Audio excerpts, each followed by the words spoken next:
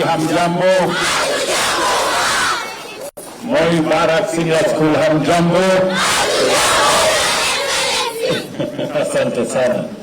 Basi mimi kwanza nataka niseme asante sana kwa kutukaribisha hapa Moi Barracks School. Nakumbuka mwaka huo mwingine uliopita nilikuwa hapa, tukakubaliana na nyinyi wakati mliniuliza ya kwamba tusaidiane katika kujenga shule hii, na mimi nafurahi kuona ya kwamba hapa sasa tutakuwa na multipurpose hall ambayo itasaidia nyinyi katika masomo yenu, na pale nyuma kuna bweni pia ambayo itasaidia hii shule pia kuwa boarding school. Mimi nasema pongezi, na nimeambia waziri na PS waharakishe ili by December hii maneno yote iwe imeisha ndio muweze kutumia next year.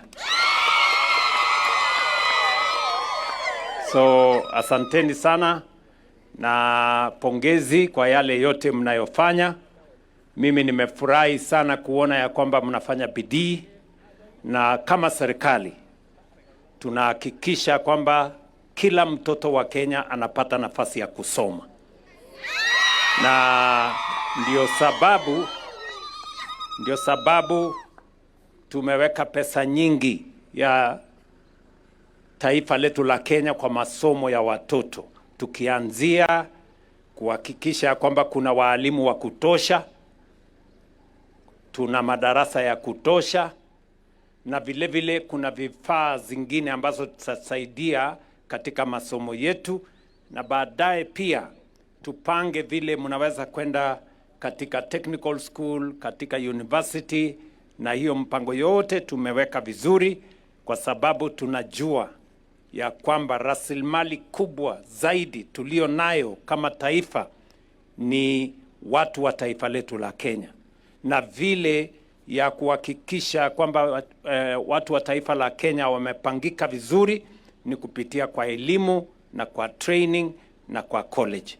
Kwa hivyo mfanye bidii, sehemu yenu mtimize. Mimi nataka niwahakikishie wazazi wenu na serikali ya Kenya tutafanya sehemu yetu. Sindio? Nyinyi mtafanya bidii? Yeah, kwa sababu the single most critical asset we have as a nation is our human capital. And that is the reason why we are investing huge resources in the education, the training of the children of Kenya.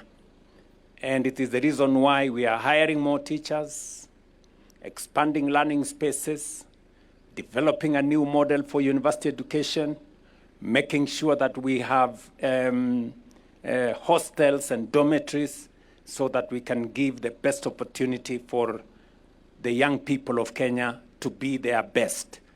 And I want to assure you that we are going to do what we have to, because we are not only planning for today, we are thinking about tomorrow, we are thinking about the future,